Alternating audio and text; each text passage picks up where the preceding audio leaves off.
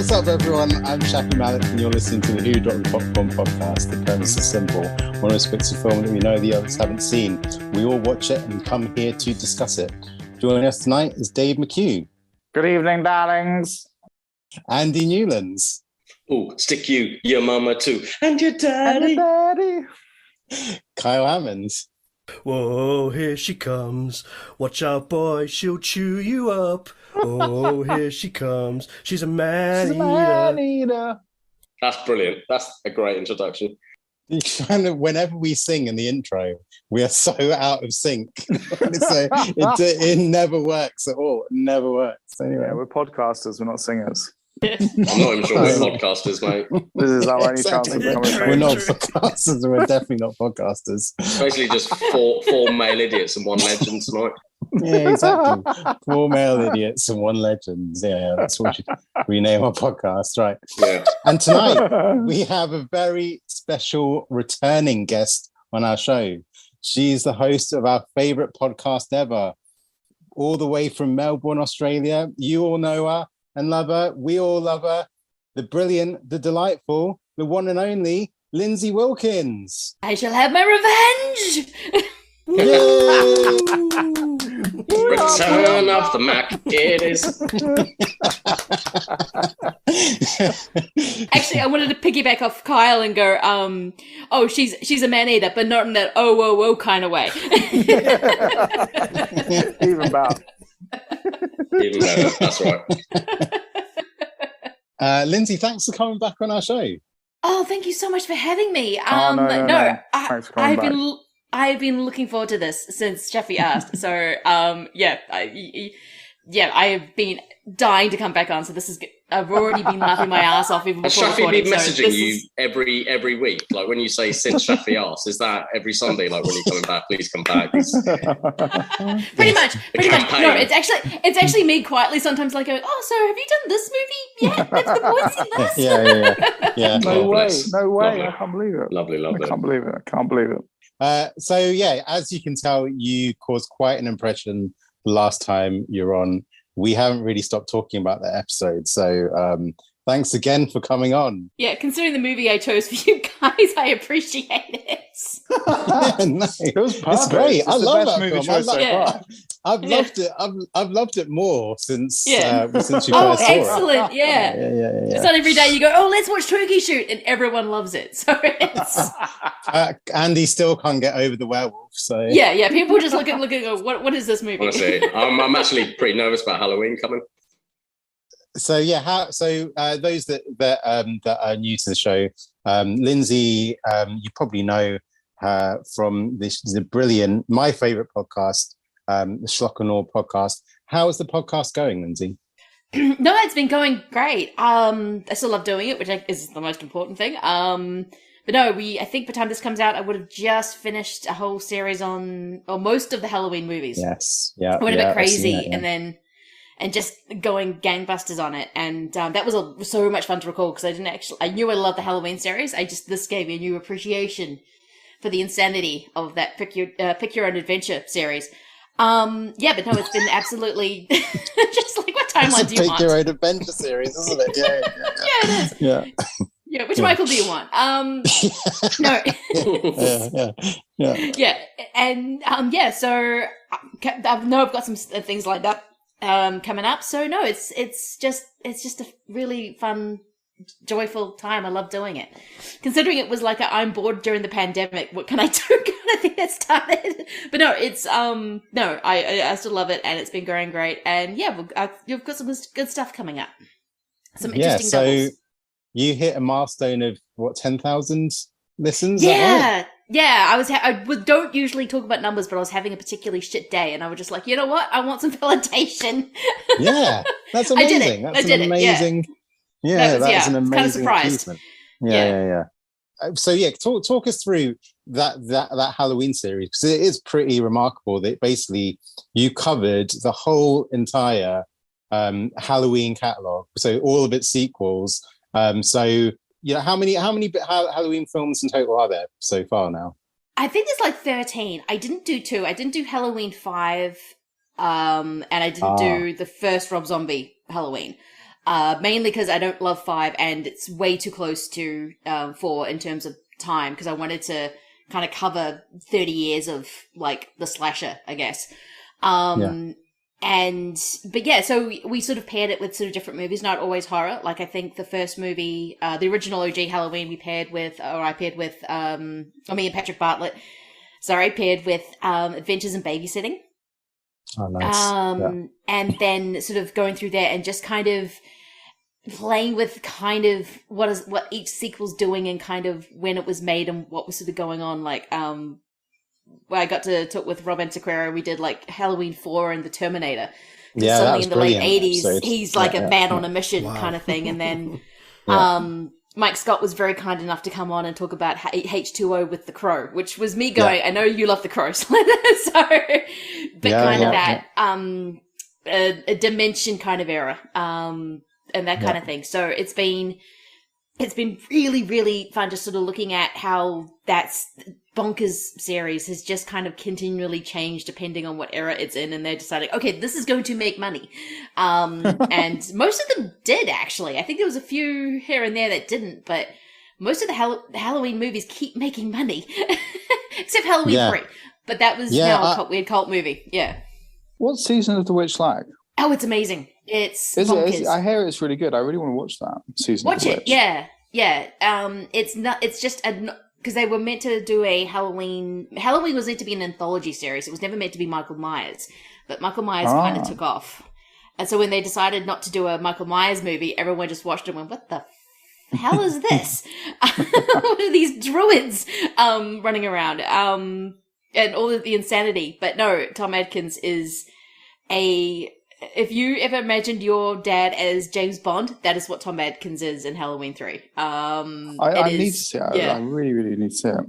Yeah. Did you say if you ever imagine your dad as James Bond, that is Tom Atkins? Yes.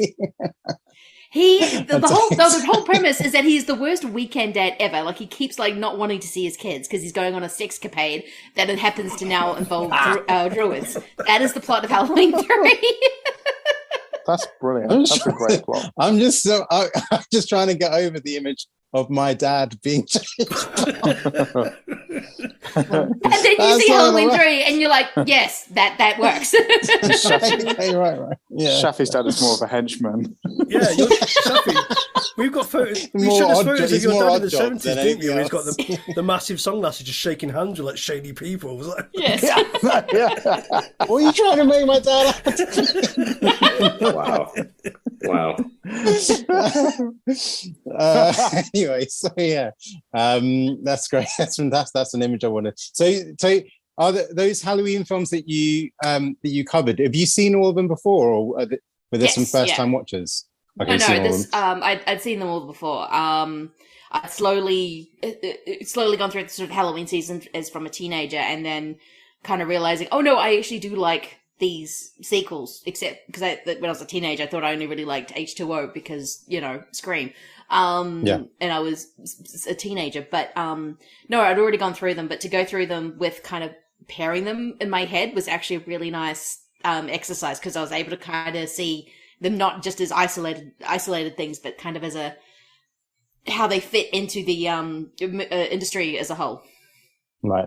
Nice. Oh, great. Cool. As you know, we're all big fans of the show, and the last time you were here, I set the group a challenge about doing a double bill for imagining that they program a cinema for the night, and they can choose 2 films in tribute of your show, and we had a lot of fun for that.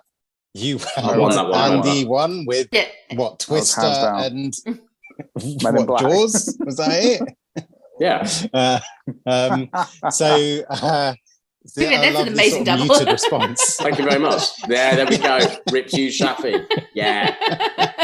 The thing is that we have a local cinema here in Jersey, and there are rumblings that it might close. So I thought I'll set a new challenge for the group. They need to imagine that they are working in a cinema that's about to close, and they have been tasked the closing night to program 2 films for that closing night. So they've got to pick 2 films. They've got to pick a trailer in between those 2 films and a snack at the bar before they enter the cinema. So let's start with Kyle. Oh, no, not me. Kyle's Not me. on the thumbs I down. forgot about the trailer. Hold on. Here we go. So he's going to look up trailers. No, let's wait. Let's awkwardly wait. Silence. He's going to go to the most viewed trailer. Oh, Black Adam. I'm ready, Shafi. Sorry, I'm ready. Kyle, what are your 2 choices of films? What a shambles. I'm not gonna lie, I really completely forgot about this task until about half an hour ago. So yeah, I've chosen only because I watched it last night. You forgot? Oh, we didn't notice. Don't worry. Oh, fucking hell, man. The Lion King and Halloween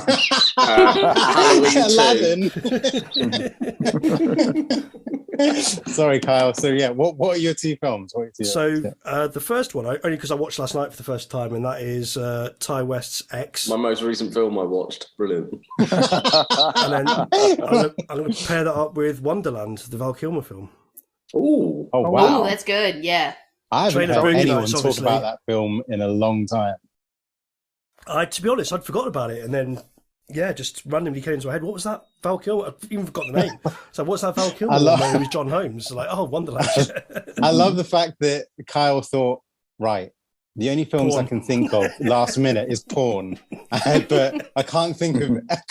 I can't think. Let me try and think of anything related to porn. Let me try and think of anything related to porn. He just describes it as it just popped into his head as well. My exactly. God. God, I dread to think what your trailer is then, Kyle. So what is it? I said it. Boogie Nights. Oh, Boogie Nights. Okay, right. Wow. Okay. Right. Nice. Okay. Good choice. And then my snack is something salty. Oh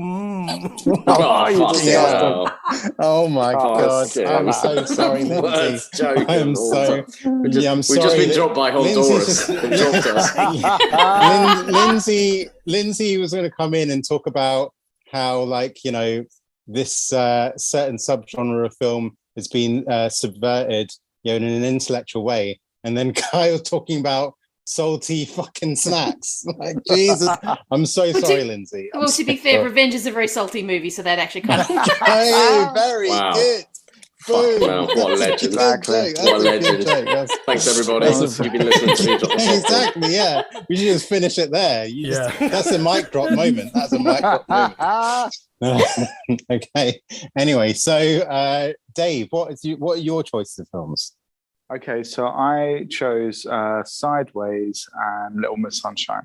I think those 2 films pair really nicely. Oh, yeah. I love both of those films, sort of around that sort of early, mid-noughties time. I love both of those films. Yeah. And also both films are about pathetic middle-aged men. So going on a road trip. Yeah. Yeah, what makes me think about that? I don't know. Yeah, exactly. I wonder what. And what's the trailer you're playing in between? Event Horizon. Yes. This is what I win. Just to make it a bit more, just so when people are enjoying themselves, boom, don't relax just yet. That's just yeah. Okay, and how about you? Sorry, what's your snack, Dave? Chocolate covered bananas. I miss those. You never get those anymore. Do you remember those? I love The little yellow bananas. Chocolate covered bananas. Fucking hell. Oh my God. Okay, anyway, so Andy, what are your 2 films? I'm very Men in Black excited 1, Men in Black 2, and then the trailer for Men in Black 3. No, it's just a joke. That's just a joke. No, it's not.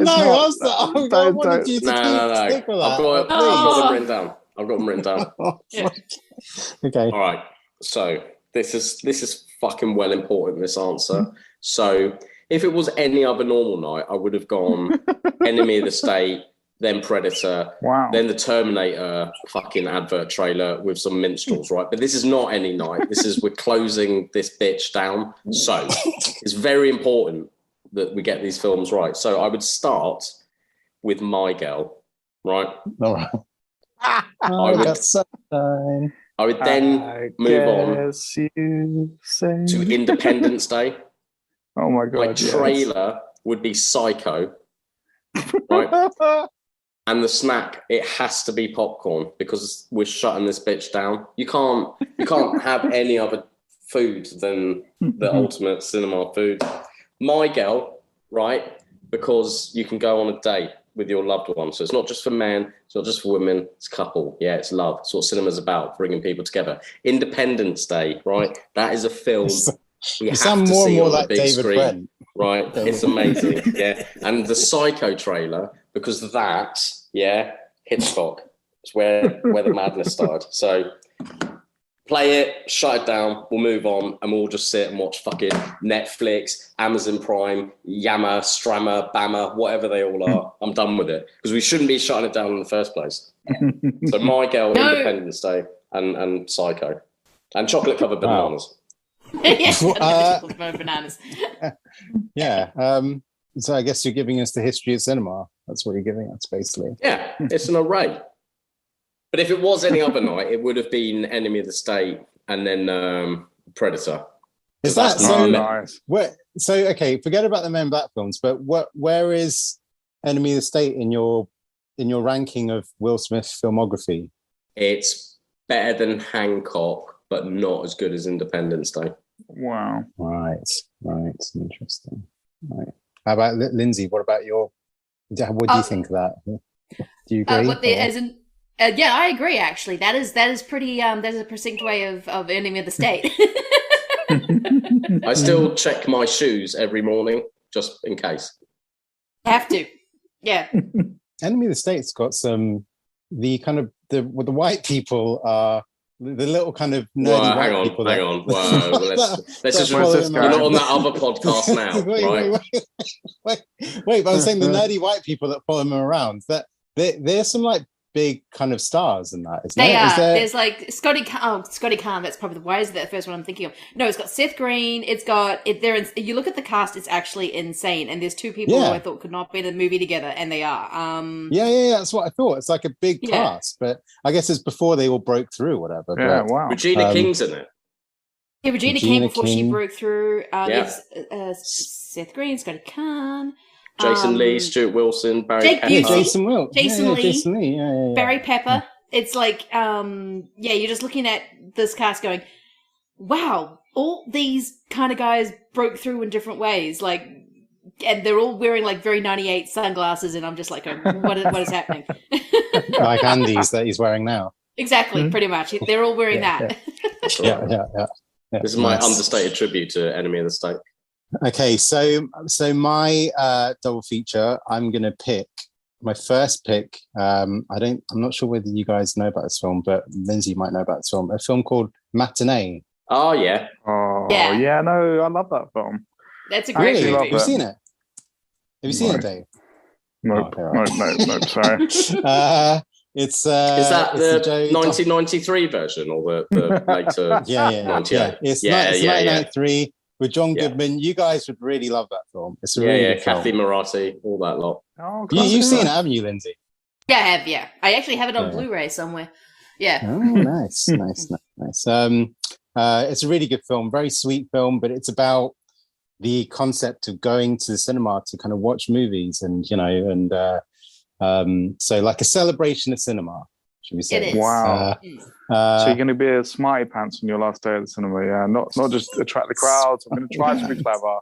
Yeah. Good for you, Shafi. Typical Shafi. Fucking hell. And then free slagged off like this. I mean, did I slag off anyone's choices when you guys spoke up? A film with the most subtle nuances ever. I want the cinema empty on its last day. Yeah, go on. Yeah. Okay, anyway. So, and then I'm finishing it with The Last Action Hero. Oh, you sexy bitch. Yeah. Yes, he redeems himself. You redeemed yourself. That is actually perfect. Exactly. Matinee and The Last Action Hero. Perfect, because that is absolutely because perfect. It starts in the cinema, doesn't it? That's really clever. That's actually really clever. Cinema and then it comes back into reality and all that stuff. So, and the trailer is going to be the Grindhouse trailer, not Death Proof or Planet Terror. but the actual Grindhouse trailer when it was first announced, and they showed both films in one trailer. So yeah. Oh, so you're not going to do something like Rob Zombie's trailer or Machete's trailer? Or No. Yeah. Well, those are good trailers as well. Those are good trailers as well. But my favorite was Hobo with a Shotgun. Yeah. That what was. What was Edgar Wright's trailer? Was something like just like going, His nope. was don't. Yeah. Don't. Yeah.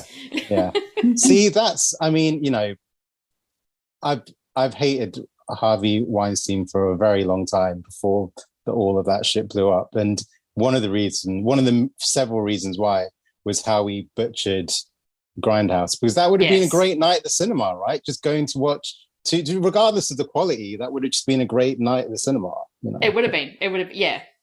Yeah, but there you go. What can you do? So anyway, and how this is going to be different to the previous challenge we did is that Lindsay's going to join in. So Lindsay, what's your choice? Okay, I couldn't keep it to 2 movies. This is a final night, so I decided to go for 3. I had an idea, but I think that's too punishing. You're fired, Lindsay. You're fired. Please let one be Twister. Please let one be Twister. Yeah. No, I want to give just like a full history of I guess the movies and why we love it. So I'm going to start. The first movie is only 50 minutes long, but I'm going to go for Buster Keaton's Sherlock Jr. from 1924. Lovely. And then I'm going to go for Jackie Chan's Police Story. Oh wow! And then I'm going to end it with Evil Dead 2. Yes, that sounds like the best night ever. Oh my god! And my trailer is actually going to be a Three Stooges sketch. Any Three Stooges sketch. I don't yet, but any Three Stooges sketch. It's short. That's awesome. So just to give you the full kind of effect of just people almost trying to kill themselves for cinema. Lovely. That's great. That sounds amazing. Yeah, I guess Lindsay won the challenge, right? Yeah, and the cinema's not closing anymore, so congratulations. Exactly, Lindsay. Thank you, Chan. You're the new Tom Cruise. You saved cinema. Yes, he saved cinema. Oh, I love how Nolan was going to save cinema, but it turned out to be Tom Cruise. Yeah, quite right. Too. Yeah, quite right. Yeah, exactly. Great, excellent. Okay, so great choice. So let's get on with the film that we're supposed to be discussing. So Shafi, what film did you choose for this podcast, Shafi? God, so Shafi, what film did you choose for this podcast? So Shafi, what film did you choose? Okay, Shafi, what film choice? I'm giving Kyle loads of choices, isn't it? Oh yeah, I get it. Yeah. So Shafi, what was your film choice? Thanks for creating work for me, Andy, but yeah, go on. Oh, sorry about that. Do it in your Scottish accent. Shafi, what's your fucking film choice? Yeah, fucking. The film that I've chosen is Revenge from 2017, written and directed by Coralie Fargeat. I mean, the thing is that with the films I've chosen so far, there has not been sort of like a female voice in any of the films. So I thought I would kind of go for one of my favorite films, written and directed by women. And the reason why we brought Lindsay in the show is because it would be kind of gross for straight guys just to kind of talk about this film and, you know, not kind of have the perspective coming from women. So thank you very much, Lindsay, for coming on the show. First, I will be the token lady anytime. Sorry. And another thing, Lindsay, don't take it personally that every time we've got a sleazy, violent exploitation film, we've invited you to come and talk on the show. So that's just to be fair, I do like sleazy exploitation movies. So this does still work. Okay. All right, that's good. Yeah. But yeah, I think it's like one of my favorite films of the past like few years, and yeah, it just feels so fresh in it, and it's kind of, you know, got a quick running time. It's kind of it's so stylized, and it's got a great lead performance as well, and and I can't wait for it. It's kind of just feels like a new voice in cinema that we just want to kind of watch her whole filmography. So even though she's only made one film so far, so there you go. So Lindsay, what's your history with this film? When did you first watch it? I think it's when it hit Shudder over here, which would have been about maybe a year and a half after it came out. Because I know a lot of people were talking about Revenge when it first came out. It's like, oh man, you got to see this. This is amazing. Like, it's insane. And though you hear the words rape revenge and you're just kind of like, oh, okay, here we go. But no, it is an absolutely fascinating, really subversive movie. And you really, no matter how salty or bloody it gets, and it gets, bloody, I couldn't stop watching it. Yeah, so this was my, I think, second time watching it. But yeah, I agree. It's one of the most interesting, there's some really amazing female directors coming out of France at the moment. I can't remember her name, but whoever directed Titane and Raw as well is there's some, and they are just really just going for it. Yeah, I mean, you talk about Julia Delcogno. Yes. Yeah. Thanks, Andy, for that. So yeah, like just as I was saying that, Revenge is like one of my favorite films the past few years. Raw is actually one of my favorite films the past few years as well. But anyway, yeah. Is Raw the car one or is Titane the car one? Titane is the car one. Yeah, sounds quite out there. Have you seen it? I've not seen it, no, but the premise sounds quite out there. Yeah. Yeah. Well, actually, it's Andy's life story, isn't it? What the fuck is this film about? Titane. Go on, lady. It's a lady who fucks a car. That is what Titane is about. Yeah. It's Andy's life story. Yeah. What? But how? I haven't even got a vagina. What the fuck? How's that my life story? A lady who shags a car. I'm over. It's either that or Cronenberg's Crash. I'm Moonwalker. Something MJ. That would have been. Oh my god! Andy's ultimate double. Cronenberg's Crash with Ford versus Ferrari. This is outrageous. Michael Jackson turns into a car and then it buggers me. Brilliant. Yeah. Okay, anyway. So, Andy, would you care to recap this film? Hey, what's that you say? It's Andy's articulate analysis. Yes, I would. So, helicopter, boom, on the screen, drops off a really attractive girl to this, like her fella, but the guy's married. They have sex, lots of naughty things going on. I don't know why he's so wealthy. Is he mafia? Is he a financier? Who cares? Bang. Next, she's in the lounge. She's in pants. Lots of looking at her bum. It's just bum scenes. Bum. Look at her bum. Isn't she fit? Wow. Then there's these two geezers outside, the sleazy lizard men. They get on. They're having a party. She's a bit flirty. They're a bit flirty. And then some terrible things happen to this lady. Nothing should happen like this. The rich guy goes off to do whatever, and she is raped by one of the guys. The other guy knows it's happening, and he just goes for a swim. What a cunt. Bang. She runs away. They're at the edge of a cliff. The boyfriend, let's call him the boyfriend, pushes her off the cliff, and she lands. Oh, gosh. She lands on a tree type thing. It goes right through her. And you're like, wow, these guys are arseholes. And then the rest of the movie is she basically gets off the tree and hunts these motherfuckers down. And a lot of crazy shit happens in how she does that, which I want to go into in great depths. But this is a film. I have never rooted for a character so much for years and years just to get her revenge. And yeah, spoiler alert, doesn't she just? Movie ends. Oh yeah. Thanks for that, Andy.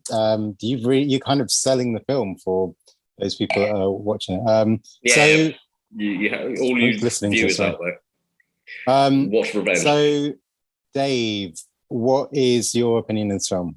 What's your initial reaction? I loved it. It was just mad. Like, gosh, it's quite interesting because you have no idea who any of these characters are. You have no idea at all what they're up to. What's that? No backstory. I don't even think you really know their names. But it's just like, wow, this film just doesn't mess about. And a lot of times a revenge film it's never done straight after, is it? It's either for the victim, it's either you'll like wait a few years and you get your revenge, or it's somebody else. But she took her revenge that same day. And I think that's quite unique, which I really loved. She just pulled herself together and took these motherfuckers down. So I absolutely adored this film. Absolutely loved it. But it was like so unique. I've never seen anything like it. Never seen anything like it. Nice, great. So the most nervous I am about this episode is asking Kyle's opinion, because he hasn't really enjoyed any of my choices so far. I have. And also I texted him the other day saying, "What did you think of the film?" And he didn't respond as well. I'm very worried. Was it like 1 a.m. though? Come on. So, Kyle, what do you think of this film? Oh God, I really liked it. Yeah, I really liked it. Yeah, it was just fucking mental. Yeah, it starts off very kind of like arty, doesn't it? And strange colours and like weird camera angles. Like there's an apple just on the side that they spend. I don't really know why they spend ages just filming an apple, and they spend ages filming ants with blood dripping on them and stuff. But anyway, yeah, it's all lots of colours, all very arty. But yeah, fucking hell, it goes hard, doesn't it? It really does. It's brilliant. We enjoyed it. Thanks. We can all take a deep breath. Fantastic. Great. So, yeah, I mean, I guess sort of the big thing about this, as Lindsay said, the kind of strapline of a rape revenge film. I personally, like, if I hear there's any sort of sexual violence in a film, it's possibly it's got to do with age, but now I just sort of don't want to watch, want anything to do with the film. It's not what I don't want to watch. I don't want to subject myself to it. You know, there's this Marilyn Monroe film which has come out called Blonde, and apparently that's kind of filled with kind of all sorts of like abusive scenes, and it's like whoa, I don't, you know, but and that's I kind of was avoiding this film for a couple of years, but then I just thought, but it, you know, the people that I was kind of talking to, they said, well, you know, it's done from the female side of things, like from a female perspective, and it actually does, whatever happens, it's off screen, and you know, it doesn't really sort of focus on that. Where I think the danger with the previous rape revenge films is that it gets too graphic and nasty, that you feel like there's something leery about it. I don't know. You know, Lindsay, like, what is your? Because I know you did an episode of Schlock Awe about Defan and Irreversible.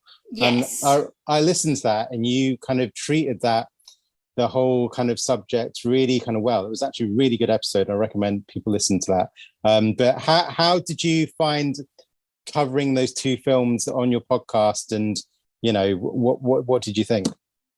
I was really nervous. I'd seen Defan before, but I hadn't seen all of Irreversible before. And anyone who knows the I guess the thing around Irreversible is that there is it's horrific from the get-go. I mean, it is just Gaspar Noé just like going, oh, I'm going to show you hell. Like, this is hell. But there is a very famous rape scene with Monica Bellucci. Yeah. And I was really, which I still haven't seen all that scene because it goes on for far. But I was really nervous because both movies are really about exploitation, but in a very real sense. I mean, if you've ever seen Defan, a young girl is naked on it. I'm like going, oh shit, I forgot how naked she is in this movie. And it's done in a way that you actually feel empowered for her, but at the same time you realize, oh, this is Germany, West Berlin, and in the early 80s had some things going on.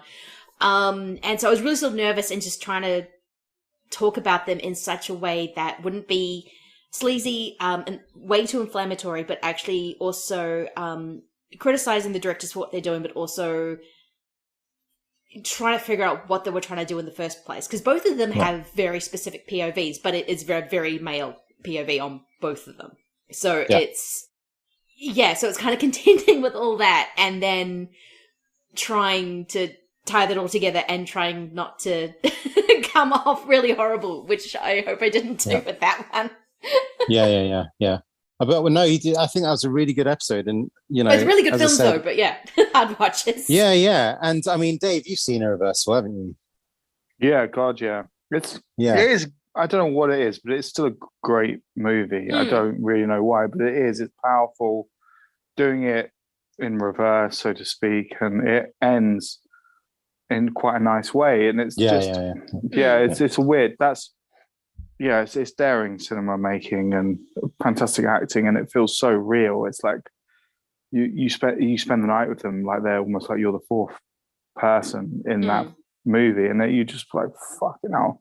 It's just it's a crazy film, and it's hard to say anything about that film, but it is incredible cinematic. Well, no, incredible filmmaking, I guess, is what I would say about Irreversible. I've never even heard of the other one, but gosh. Oh, Defan, it's an amazing German movie from the early 80s about this young girl, 16, who's very much infatuated with a kind of, he's not even Bauhaus. He's kind of like a pop version of Bauhaus, like a boy band or pop star. And things go crazy from there. But it is very much, again, about it's kind of the exploitation. And because it's Germany in the 1980s, they're kind of dealing with all this very specific Nazi imagery. And I don't know, I don't think I completely understand the movie. Like, that's all in the background, but you're sort of aware of it because it's when and where it was made. But that movie goes wild. That sounds like a heavy watch. It's a very heavy watch. It's not a first date movie, that's for sure. No, I would not. No, I would not take a lady that you like to go see the fan for the first time, especially if she's not expecting what happens. See Twister. Go see Twister. Go see Twister. Independence Day or Twister is nice. Independence Day is Twister. Just to now we brought that subject up. Who's had bad date movies? Like, oh my god, what was I thinking watching this with my partner? Has anyone got any of those? When we first started doing this podcast, there was this bloke called Shafi who chose like some of the most mental films ever, and I watched them with my wife, and now I don't have a wife. Kyle has a similar sort of experience, I believe. Yeah, that's what I do, guys. I split marriages up. Liz just knows not to walk into the room at certain times, like my partner. She'll sort of they'll see I'm watching a movie, they'll just look at the screen and go, nope, and walk the other way. Wait. No, I'm going back to bed. I go back to bed. I don't know what this is. I took Lizard to see Startup. Oh wow! That film? I love that. That film was well. dark. Yeah. That was a dark. It's an incredible film. That was a dark night in the Malik household. Let me tell you that. Yeah. It's just. It's mad. I tried to show it. That is a film that you have to sort of go. It's just a film that you go, gosh, you'd go. I really recommend watching it, but only if you're so tough and so ready to watch this film because it is mental. At least it wasn't Scum, anyway. Christ. Lindsay, right? So going back to that subject, so how do you think revenge changes? How do you think it changes that sort of perspective? It's doing a few things. Like, she's kind of, first of all, most rape revenge movies, as we've sort of discussed with Irreversible and say something like Wes Craven's Last House on the Left, a movie that would not be a good first date movie.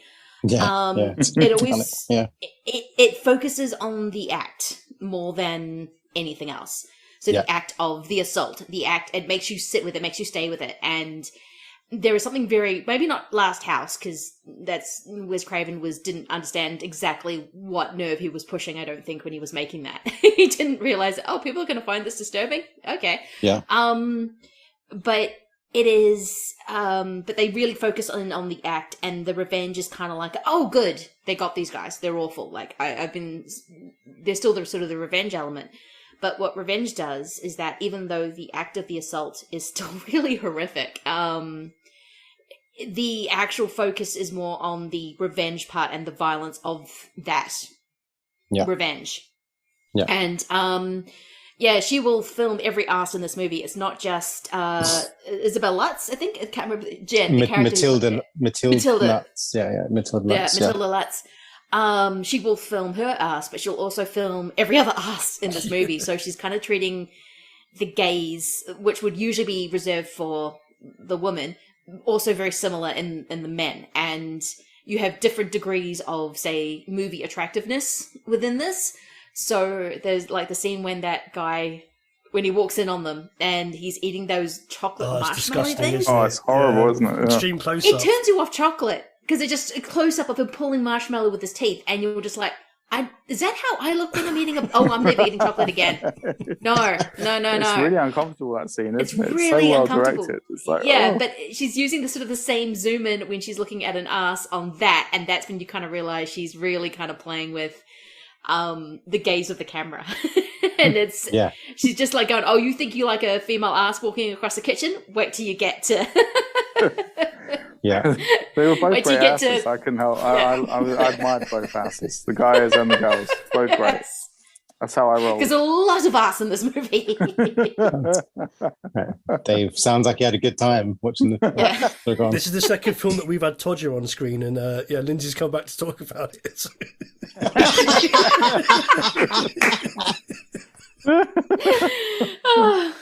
No, didn't even notice that, Kyle. I'm glad you've been taking notes. Screenshot, mate. But I think another thing is that I was probably been commented before, but the difference between those previous films you mentioned, like Last House on the Left, is that those are the female characters. They start the film like quite like innocent and sort of quite like virgin like, where this film basically, you know, she is incredibly sexual, and you know she is kind of and you know, it's sort of like saying, you know, I think there's sort of there's a certain power to her even before like that scene. So she's very aware of her own sexuality, the impact it has on other people, but she kind of knows where she's directing it. Like, it's never at the other two guys. They think it's at them, but she's really I think it's Richard, the main douche nozzle. When the actual rapist is kind of the least despicable out of the three of them, I think she's done a good job. But it is, she knows exactly. She's a very, very powerful figure in that moment until she isn't, and then she just like, oh, screw this, I'm taking it back. You guys are not doing this. But yeah, she's incredibly confident. She's very aware of the situation. Like, I don't think she's actually fully in love with Richard, but she's there to have a good time. So she kind of knows the rules, and she's happy with those rules. It's just when something else comes into it, she's like, no. So it's she steals the drugs, doesn't she, when they're not looking? So it's like, I'm having that. Yes, I completely forgot about that detail. I was like, oh, I forgot about that. Which comes in very handy. But also like she's aware that she's having an affair with a married man, and you know, and she's doing all that dancing to make him jealous, isn't she? So she's dancing with the other guys to. No, I think she's just doing it to turn him on. I think she's just I think she's doing it to flirt with him. I don't think it's to make him jealous. I think I get the idea that their relationship wasn't exactly exclusive because he's married. She's probably got her own thing going on, but in that moment it's to I'm going to flirt with you. I'm just using this other guy to do it. And he, of course, because he's an idiot, takes it as, oh, no, you were flirting with me. She's like, no, I was flirting with the guy over there who I'm with at this particular moment. Because she keeps looking at him. She barely looks at the other guy. So even when they're dancing. Where was it? Where was that filmed? I don't even know where it was set. Like Morocco. Was it Tangier? Meant to be it was Morocco, filmed in Morocco, but I think it was meant to be set somewhere, either maybe Mexico. I think it's meant to be Mexico. Because she's meant to be American. She says that the location is unknown. She says it should rather because what she wants to do, because you know all the sort of things that happen regarding her, falling onto a branch, and you know anyone would be impaled. She basically wants to create a sense of like heightened reality. So she said that location is like unknown. It's basically like might as well be like on another planet because Oh wow! So because like 7 as well. They never really revealed what city 7 was set in. I never even noticed it until someone told me that you don't know what city 7 is set in. It feels like Chicago, New York, something like that. But they never revealed the city for 7. It's mad, and I never noticed it. Yeah, I think Fincher always sort of filmed it like it could be 3 or 4 different cities, but it just meant to be this other place. Yeah. And the cop cars don't have any kind of giveaway like NYPD or anything. And I was like, wow. And I was like, I've seen that film 100 times, and it never triggered. I never knew. It just, it kind of felt, and it had a sort of almost like a 1930s vibe at the times, especially when they were inside the station. So I love that. I think that's a really, really cool part of that film. It just feels like, like Shafi said, almost on another planet. I love it. It's just really, really cool. Yeah. So, Shaf, I'm really sorry, but I watched the 1990 film Revenge with Kevin Costner. Is that not? That joke was too late because you already did the recap. I know, exactly. Nobody's talking about Kevin Costner. That's very great. You can talk about Kevin Costner if you want. No, that's fine. Honestly, JFK is a really underrated film. Trying to keep up with what you guys are about. Absolutely love JFK. Is it underrated? It was like nominated for an Oscar and stuff, and still underrated. Many Oscars. It's one of my favourite Dan Aykroyd performances as well. Yeah, that's because he believes everything he's saying in that movie. Same problem with Oliver Stone. He thought he was making a documentary. So Andy, what because you said that you've done a bit of like it's made you sort of think this film, and you've sort of got a bit to say. Tell us what your thoughts are. Just tell us your actual analysis. Right. So basically, when this film started, right, and she's standing behind him, sucking a lollipop, and she's got that star earring, and he's looking at the camera with those glasses.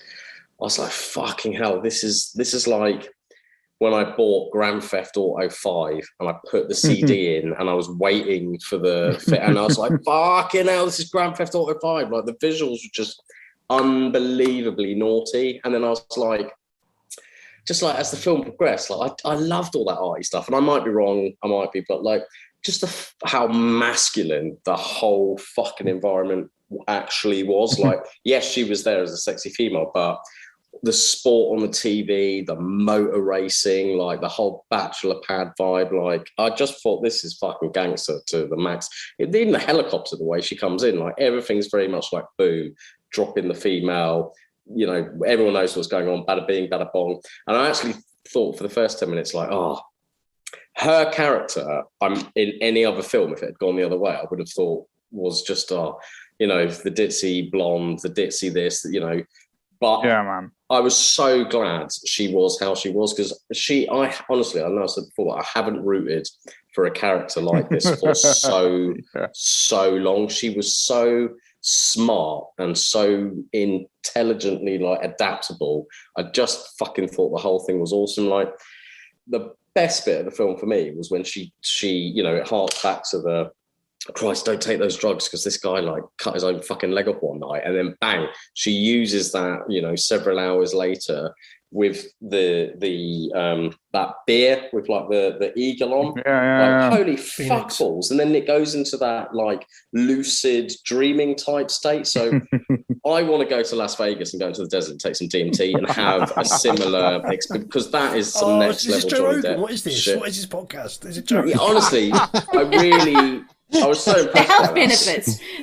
I was so impressed with that. And like, yeah, the ants, the apple, the Adam and Eve, the temptress and all that sort of stuff. Yeah, fine. Okay. Oh, that's lovely. That's lovely, jubbly. But it was just brilliant, Shaf. Like, I liked the way she killed that first guy. Yeah, that's my favorite. That was next level. Like, trigger's knife, boom, two in the eye. It was beautiful. It was nuts. Oh, and then as the killings progressed, like I haven't done this for a long time with films, but I had to like stop the film at one point because I'm not very good with gore.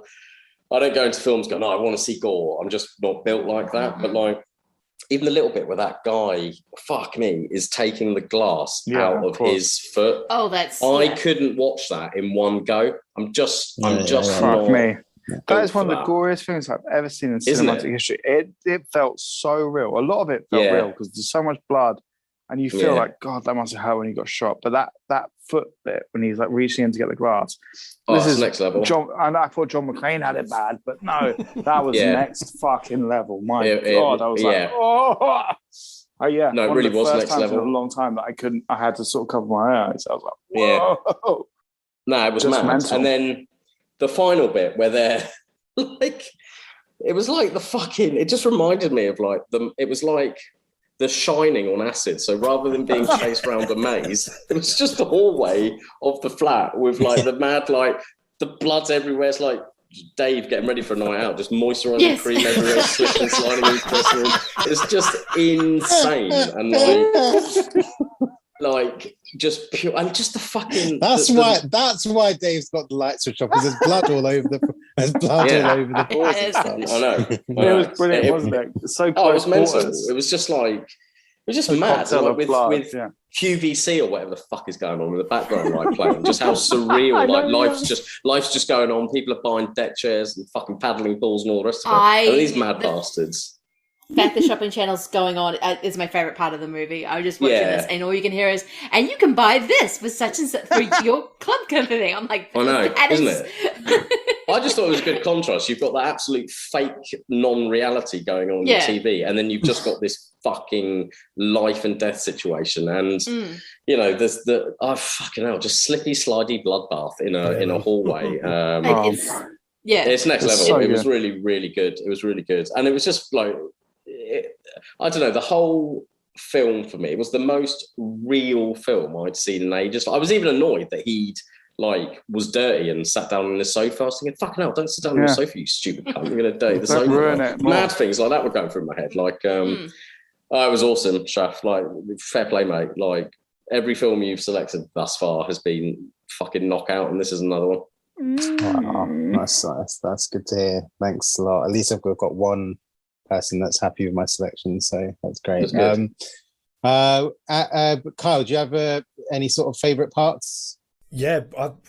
Quite a few actually. So I really like the bit at the end where Annie was talking about, where he's hiding behind the door with a shotgun ready, and she's creeping towards it. The tension was fucking insane, man. And when they're just like doing the Benny Hill bit, going around in a circle, I was like, just turn around. Right, let's explain to Lindsay. Right, Lindsay, do you know who Benny Hill is? Oh, I definitely know Benny Hill is. Right, Sam. Okay, fine. We should watch Revenge right now, and I'll just go. Bow, bow, bow, bow, bow, bow. Sorry, Kyle. Just it was. Lots of it was great. Yeah, I mean, I've really liked that first kill. I thought the second kill. Sorry, I can't remember the men's names. It was quite drawn out, wasn't it? Just call him the chocolate bar man and the lizard dude. We know. Yeah, so it was quite a drawn out kind of fight. Sexy French guy. It was like really great. So started off quite far away, and they get closer and closer, and then the foot in the glass bit, and then crazy. Oh, really enjoyed it. Did you like the cave scene bit? Yeah, it was. I mean, it's a bit tongue in cheek, isn't it? Like the phoenix and all this business, and like the fact that hair changes colour when she's reborn and whatever. But I love that. Man. Yeah. That's quality. Yeah, I loved it. That's probably one of my favourite parts. The like the fact, she's like hallucinates, and she dream. She wakes up and keeps waking up. Is it the same cave as the film Palm Springs that we watched last week, or is it a different cave? Because I'm not sure. No, it's the same cave. Yeah, no, I'm pretty sure. No, right. Yeah, no, it's still. I can't get over the fact that she's, as well as the Phoenix and the rebirth, and the fact that she's tripping balls so hard, her hair changes. But she's still going to have Mexican beer right above that Phoenix. I don't know why I find that so funny, but I know. Nice quality. Yeah, it's quality. It's got Mexican beer, but it is. Yeah, I don't know why I find that so funny, but there's this kind of really interesting thing, because I forgot how long she has that stake in her stomach, that branch. Yeah.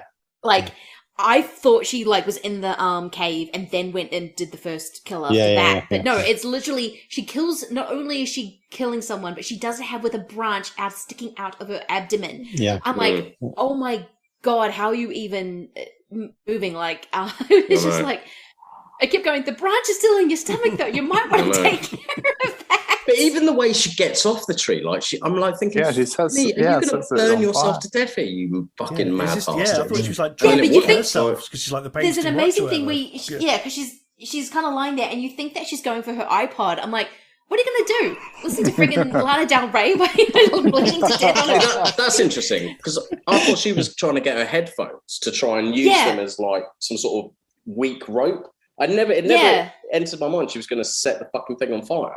No, and it's really fascinating because I always sort of saw, like, she's almost on the stake, and there's this whole thing about, burn the witch, like, you need to kill the witch with fire, and then she's using it for rebirth. It's kind of, I loved all that imagery, because they were just like, this woman's causing us problems. We need to just take care of her in the most callous way possible. Like, she's just been assaulted. Then she's pushed off a cliff and landed right on a tree, and all her guy can say is like, "Oh, we'll just take care of it when we get back. We'll still go hunting."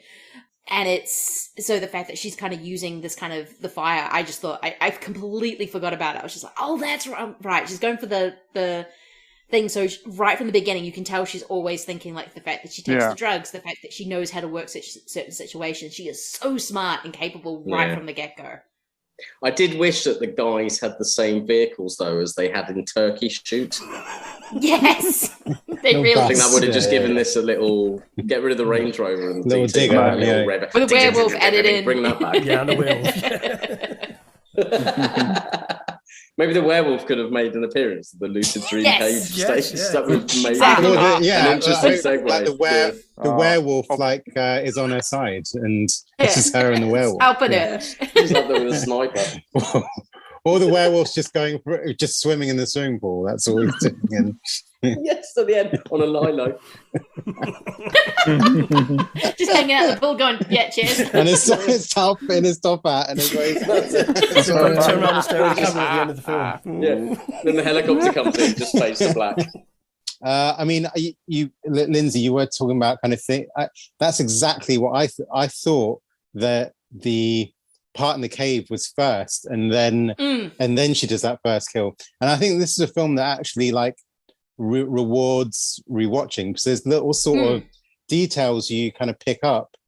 So, I mean, I don't know whether this was sort of conscious or not, but do you notice those different color panes on the windows? Yeah. So there's one that's pink and there's one that's blue. So the first time that the rapist sees her, she's behind the pink. She's behind the pink pane, but then at the end, when Richard sees her, she's up behind the blue one with the rifle. Yeah. So I thought possibly it's got to do with the gender. And also when you see Jen walking into the kitchen, when she's wearing her pants and she's just striding through the kitchen with her earphones on, it's all very, very pink, and the camera's right on her ass. And then when she's after tripping balls and because literally you've sort of I always forgot, she's literally running out of that house in a t-shirt and underwear. Like, she is completely vulnerable. It's on her ass again, but this time because she's got the black pants, which are more boyish, and the fact that she's just got that scarring all over her back. It's a very different context of what you're seeing. It's just holding a rifle and she's like going in for it, but it's a completely different context. It's the same angle shot. It's just a completely different context. And it's the same thing with the pink and the blue. It's she's constantly contrasting shots to sort of show you, okay, so this was the gaze in this situation, now this is the gaze in this one, and see how they're completely at odds. Yeah. You put it so much better than I just did. So, you mentioned the colours. Don't put yourself down. You mentioned the colours. No, I didn't click to the colours, actually. I'm like, oh yeah, she did too. She's looking at through the blue, and then when she sees Lizard Guy, it's through the pink. Something I didn't realise was that sequence where he's in the apartment by himself and he has a shower. That's all one take. It lasts for I don't know, it feels like 20 minutes or something. It's it does that a lot. Like when you're in the car with Lizard Guy, it's for ages. Like he's really stressed. He keeps hitting the car and you're just on him.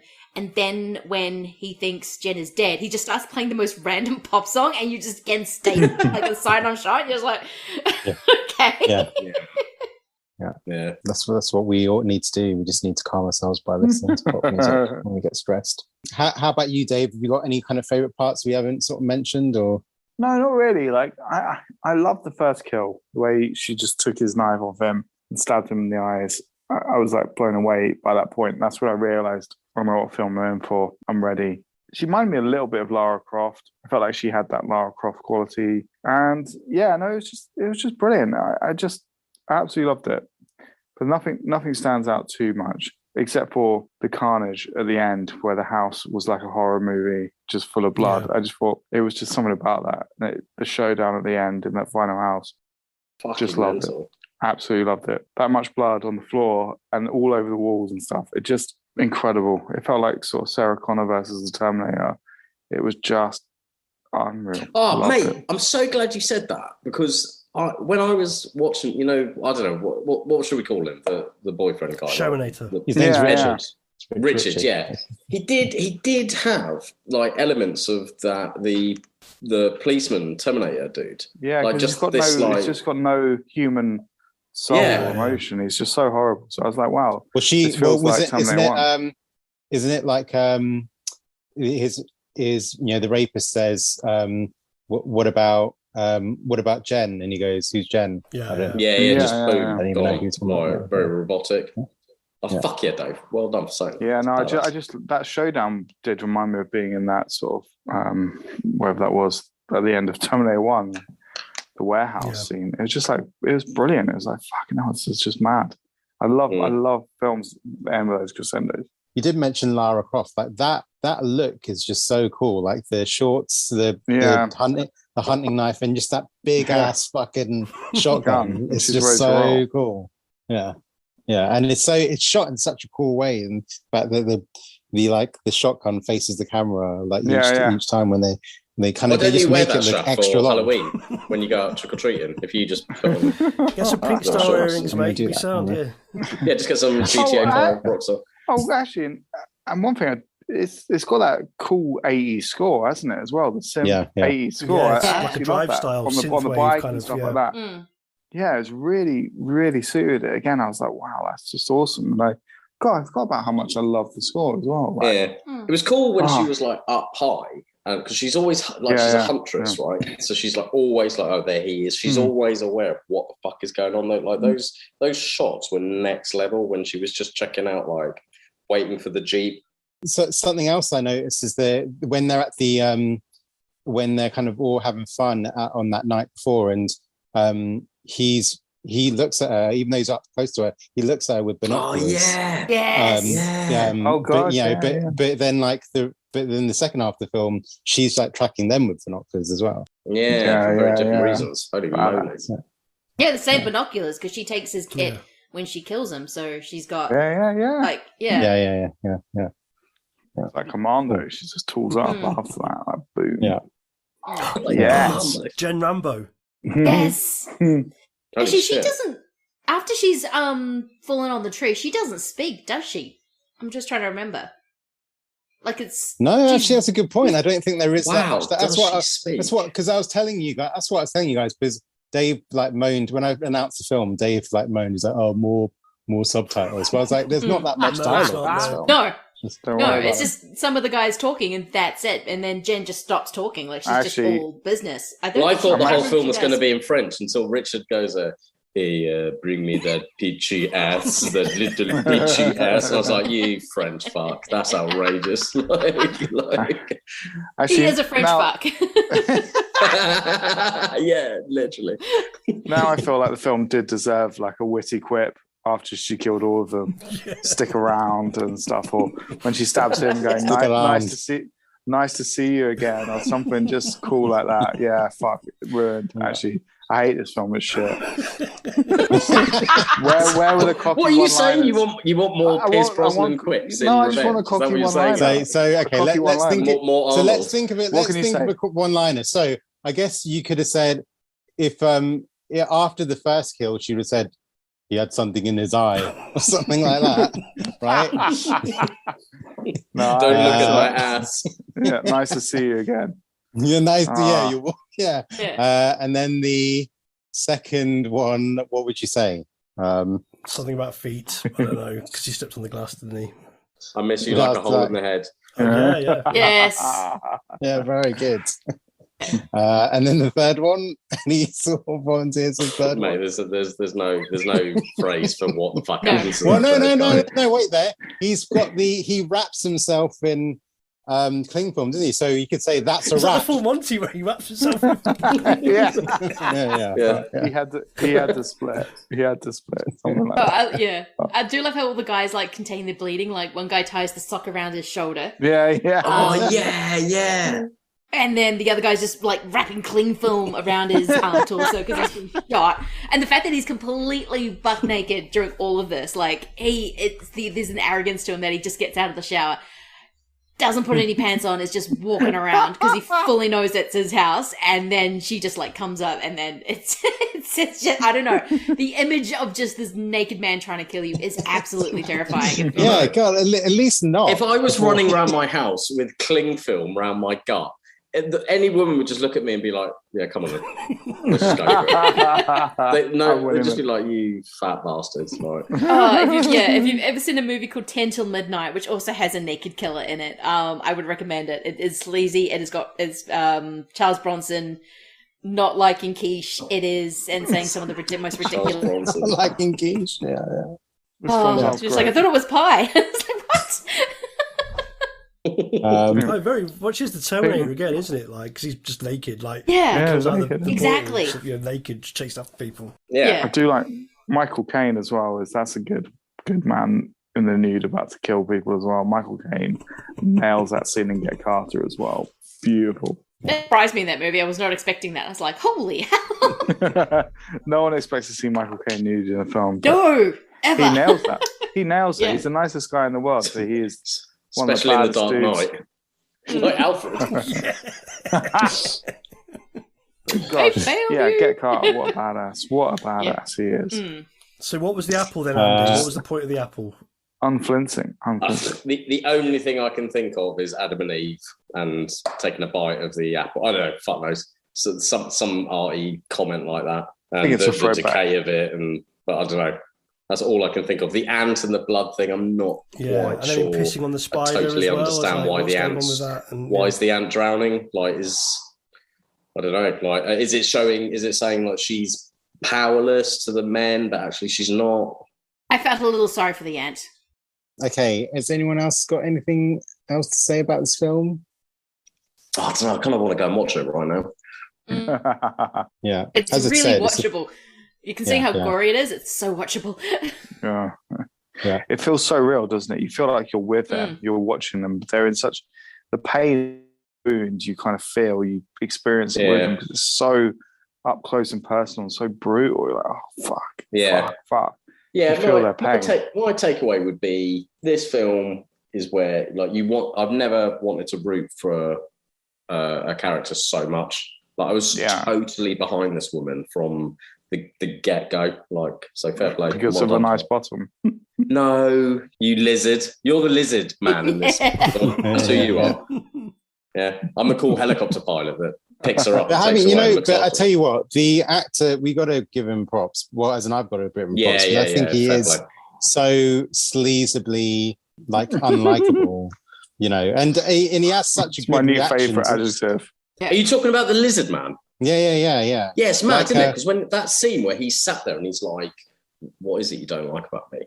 That is some fucking dark shit right there. Like, just watching that play out. It was pure, like, incel fucking shit, wasn't it? It was horrible. What you got to remember is she's sort of like a kid. So when she's sort of in that situation, she doesn't know what to say. So, she thinks she's being sort of like trying to like diffuse the situation by saying, being nice by saying, it's because you're short. Yeah. But it to any bloke that'd be like, oh, well, you're saying, I've got a small dick or something, or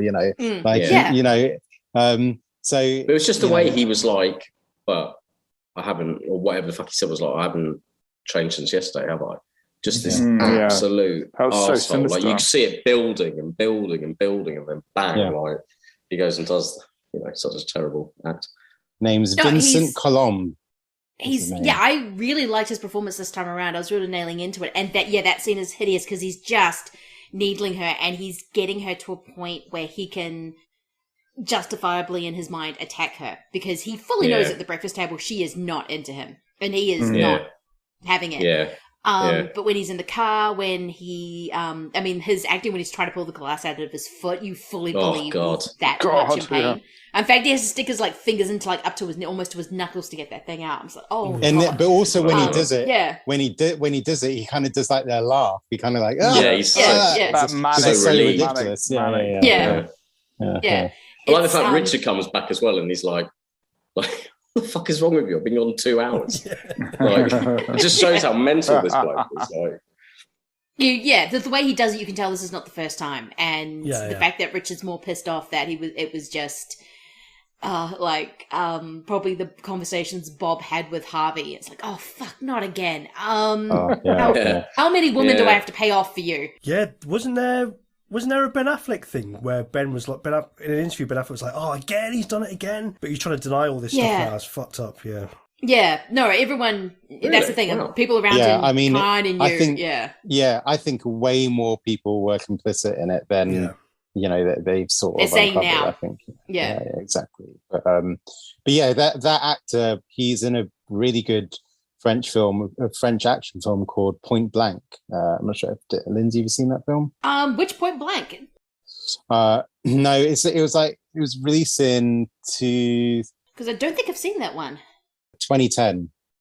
No, I haven't. Yeah, it's he's sort of he's chained to someone who's so it's he's a nurse and he's chained to a criminal, and they're loads of people are after that criminal, and it's really good. It's a really good French action film. No, I've just because of Shafi and a few other people, just discovered the French action movie, and I was I did not realize they were this good.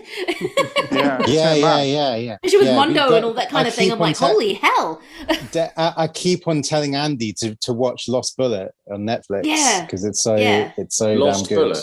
Bullet. I've told you about it so many times. I've never heard you say anything about Lost Bullet. I have. I've told you about it before. Because you should watch. You should watch The Rings of Power. That's amazing. You heard of this little TV Honestly, show mate. called It's an indie. It's a total indie. No, I mean, guys, you got to watch this. You got to watch low this. budget, yeah. It's quite low budget. Yeah, done on a shoestring. It's fucking incredible, this stuff. Still, anyway. I will never get over how good District 13 was as well. District 13's great as well. It's that opening sequence is one of the finest openings to a film ever. I just cannot. Yeah, I've been recommending that to Lindsay. That's a great film. District 13. No, I'm gonna get onto that because I was just even when watching what's that? Oh, that French TV show, The Gentleman Thief. Is he in Lost Bullet or is he coming up in something? Anyway, that's even amazing. I'm just who knew the French were good at action? I know, honestly, no one. It should just be black and white movies where two people in an apartment smoking cigarettes. That's all French movies are. Yeah. In other words, Dave's ideal film. But it's they can do action movies quite well. Yeah. Just oh man, the opening sequence of District 13 is unreal. God. But the actress Matilda Lutz, she's or Lutz, I don't know how you pronounce it, but she's been cast as the new Red Sonja. Oh wow! Okay. Yeah. So hopefully they're going to be making a new Conan film. I don't know. That's what I'm hoping. But there you go. I think that I think we've said what we want to say about the film. I think, right. Yeah, man. Should we go to one-word reviews? Do Twitter first. Oh yes, Twitter. We asked on Twitter what everyone thought about this film. The great Wen Lei. He's a really good Vietnamese film writer. He responded saying, "Revenge is the reason why I can't wait to see more of Coralie Fargeat's work. A vivid and punchy upset of revenge films, femicidal status quo."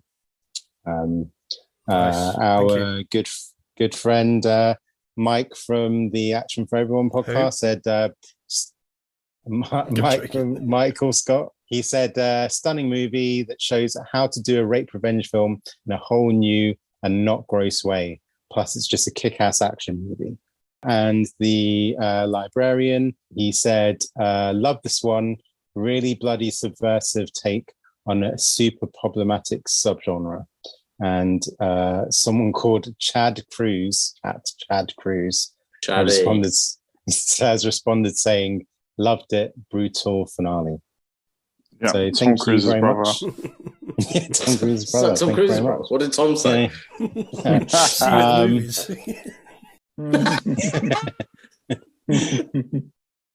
Yeah. So yeah, thank you very much for those that got to everyone that got in touch. We really appreciate it. Goddamn right. So yes, let's get to one word reviews. It's the one word review. The one word review. The one word review from us to you. Except for Dave, who says it's the best. Let's start with you, Andy. What's your one word review? Congratulations. Oh, nice. Okay. What about you, Kyle? What's your one word review? Bloody. Because the blood budget must have been insane for this film.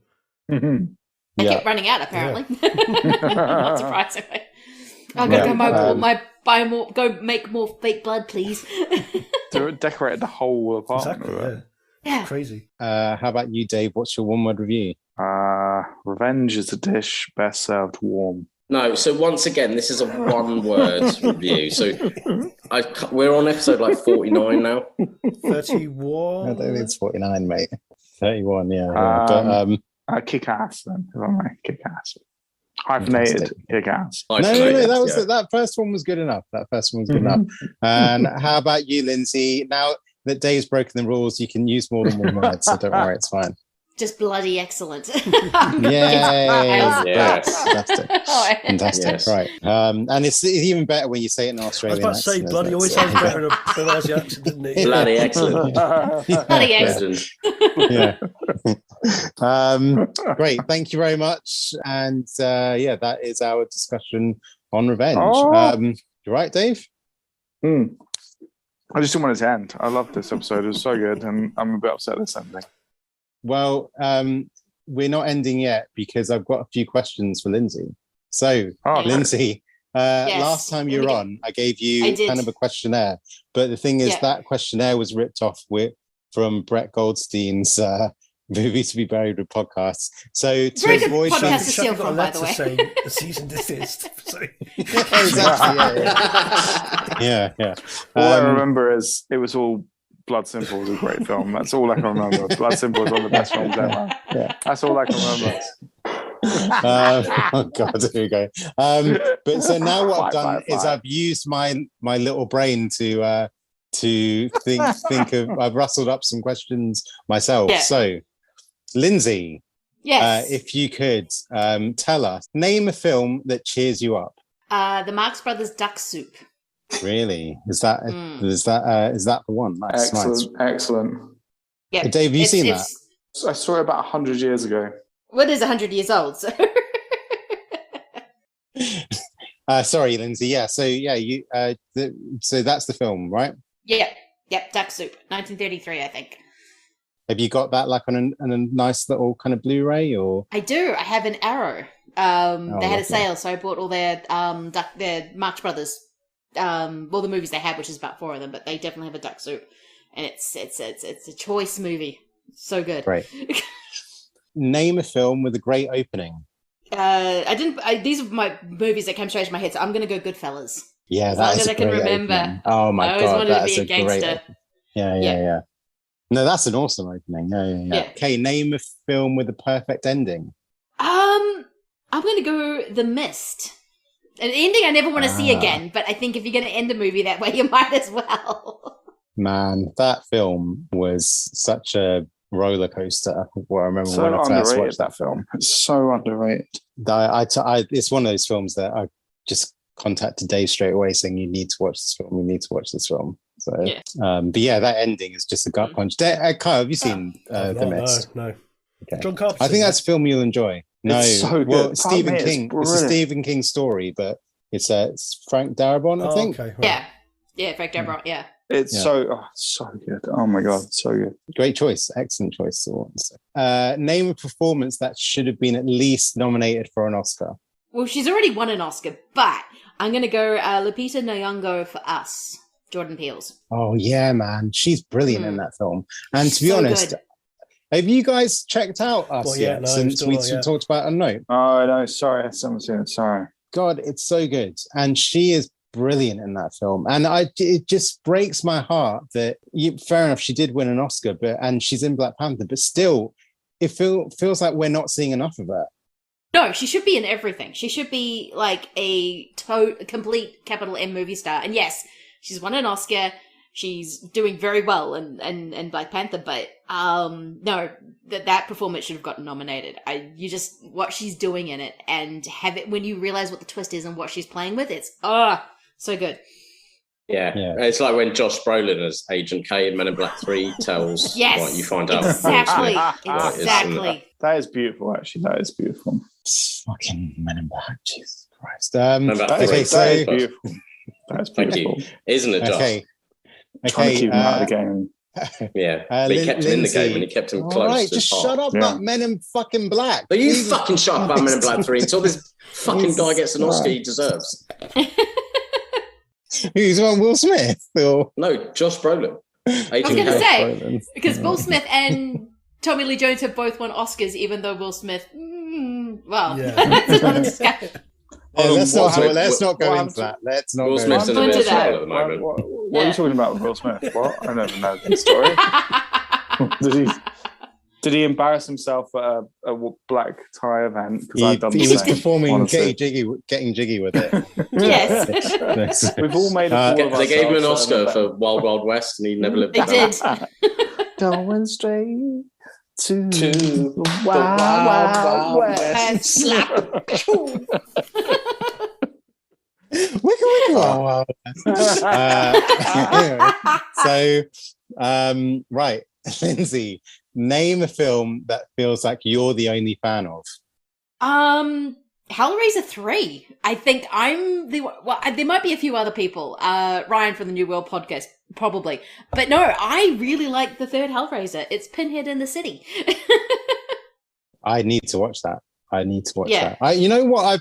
Because something I haven't said is that I kind of feel a bit alienated during Halloween when I'm interacting with other film fans, because if I feel like I'm possibly just maybe like horror isn't my thing, but then some of my favorite films are horror films. But the thing is, all those like horror films that have loads of sequels, I've only just seen the first film. I've only seen the first Halloween film. I've only seen the first Friday the 13th film. I've only seen the first. Well, I know I've seen the first two Scream films.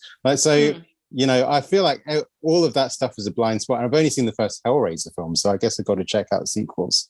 Well, not all the sequels. Just because I watch Hellworld, I've seen Hellworld twice, doesn't mean people should. If you're going to do Hellraiser first three, and you're probably fine. Right. You don't, because they are very much. We need to keep the rights to this, so we're just going to keep making a movie every 2 years, and it's literally just in a room sometimes. And I'm just like, this is Hellraiser. Come on, guys, you just can't have Pinhead sitting in a room. Yeah. So, what did you think of the most recent Hellraiser? I liked it, actually. Yeah, I really love Jamie Clayton as the priest or as Pinhead. It's Bruckner, so it's beautiful. Like, it looks absolutely gorgeous. I really did. I think it's really solid. Not my favorite Bruckner, but still really, really solid. Yeah, nice. All right. Okay. Name a film that everyone loves, but you just can't seem to get along with. I'm going to get in trouble for this. I realize it is a masterpiece, but 2001. Right. Well, it's an acquired taste, right? It is. Yeah. Kubrick sometimes gives me the errors, and I think 2001 is the best example of that. Andy, I would love to hear your reaction to 2001. I think that would probably be, we got to do a bonus episode where you reacting to 2001, because I think if there's a film that has catered for Andy's reactions, just the monkeys alone. Yeah, so I don't understand any of it. Have you seen it, Andy? Yeah, I don't understand. I don't know what the monkeys are. I don't know what the big black thing is. I don't know who the old man is in the room. I don't know what there's a baby in space. I don't understand anything. Oh, there you go. How many times have you seen 2001, if I may ask, Lindsay? 3 times. Wow, gosh, yeah, because it took me 3 times to like it. The first time I watched it, I was like, what the fuck? Second time, I was like, oh, this is okay. And then the third time, I actually loved it. So, did you watch it as an adult, or all the throughout like, you watched it as an adult? Oh god, yeah. If I'd watched it as a kid, I hated it. But see, that's the thing. I watched it as a kid, and I think as a kid you appreciate it more. I think as an adult, I think that I don't know. I feel like that film was less because that's the first time. You're not even you're used to Star Wars where like things are shooting at each other and all that. But this is actually this is like an art film, but it's done in the scale of Star Wars, and it's as a kid it sort of kind of blows you away because it's just so weird, I watched it maybe too late then. Wow, I never thought that. I thought I was maybe too young, but if anything, I was too old. But I ultimately loved it. Yeah, no, the first time I saw it, we went to a midnight screening of it, and unfortunately we had taken a certain, substance because we thought it was sort of fun. That sounds like fun. That sounds like a great time. What are you on about? I fell asleep.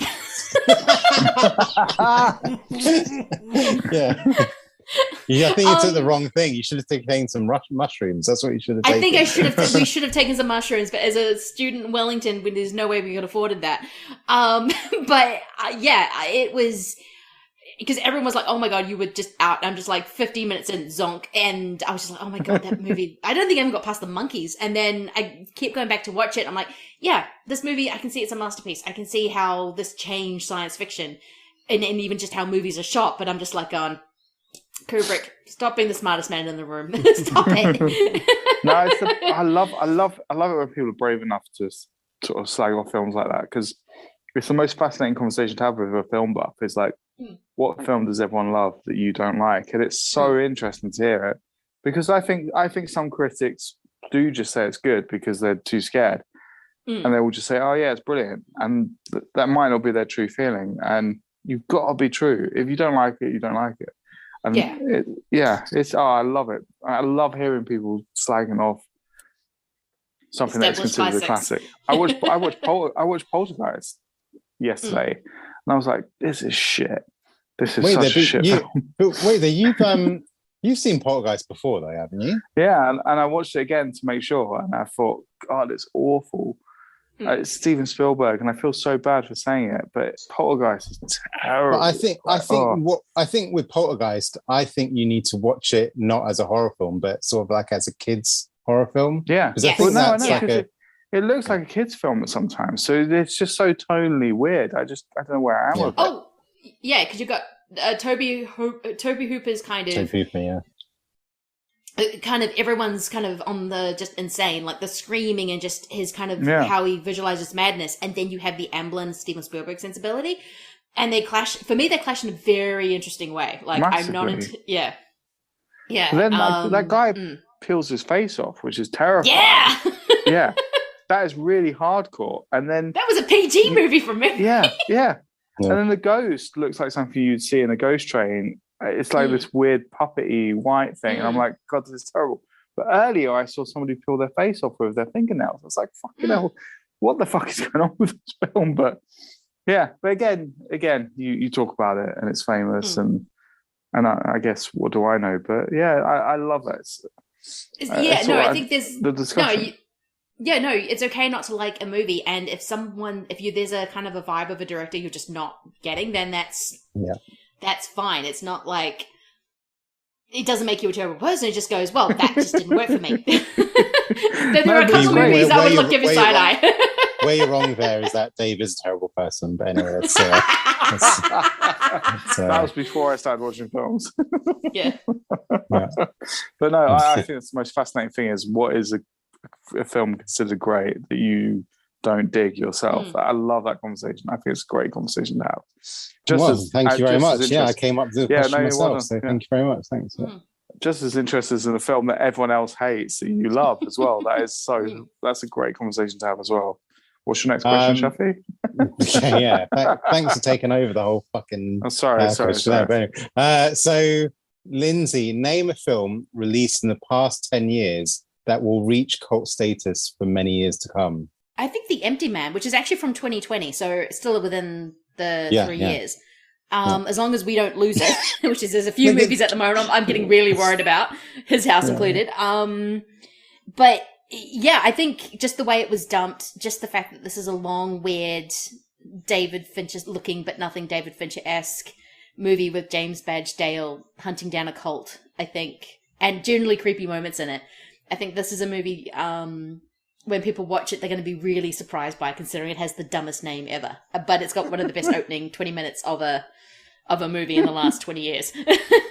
I haven't seen that film yet, but I've heard people talk about it, and I heard people talk about the opening as well. But I should be checking that out soon. But Lindsay, name a film that you would use to test a big screen and sound system on.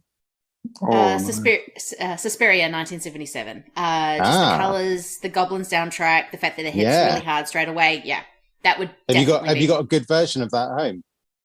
Yes, I've got a good Blu-ray. I should have gotten the 4K when I could have gotten it, but yeah, no, that's the movie just because it's all primary colours and that Goblin score is amazing. And now is the question, which probably my favourite question, because I feel like I could talk for hours about. Name your favourite outfit in a film.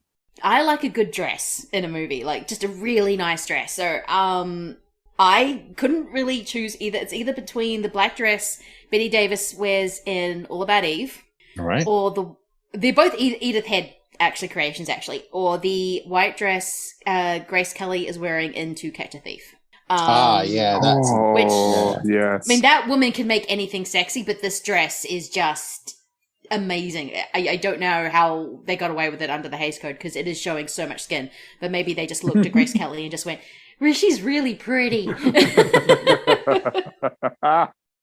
I tell you what, to catch a Thief is a fucking banger of a film. That is really surprised me how much banger of it was. Yeah, I don't know, top 3 Hitchcock, I'd say. That's a great film. Okay, and now the final question, the question that matters. Lindsay, I'd like you to choose between 2 films. I want to choose between Ninja 2 or Nope. Both quality movies. Choose wisely. I know, this is what I'm just thinking. Even though I still don't know how I feel about it all fitting together, I'm still gonna go Nope. Yeah, obviously. Well done. Yeah. Purely because of Gordy. Okay, right. So thank you so much, Lindsay, for coming. It's to those that are listening to this, it's a very early time in the morning for Lindsay. So thanks so much for coming along. Did you enjoy yourself? Oh, I loved it. Thank you so much for having me. It's always a blast when I get to hang out with you guys. So it's a joy. Oh, thanks. Thank you. Thanks. Great. Thanks. Thank you. Oh, thank you. Kyle, I think at this point, it's the best point for Kyle to send us home, please. Yeah. Get in touch with us. Please send any questions, comments, praise, hate mail, or warm road reviews to the Popcorn Postbag at whodroppedthepopcorn@gmail.com. I have got some stuff to read out, but I need to get it all together. Sorry, I'll go around to it. Or like, follow, harass. Oh, really? You got comments? Yeah, just off. You got reviews? Off TikTok, but yeah, anyway, go on. From Honduras? I don't know where they're from, actually. Or like, follow, harass us on Twitter at whopopcorn, or on Instagram and TikTok at whodroppedthepopcorn. You can also leave a review on your podcast app, and please remember to like and subscribe. You've been listening to Who Dropped the Popcorn. Really appreciate it. See you soon. Bye.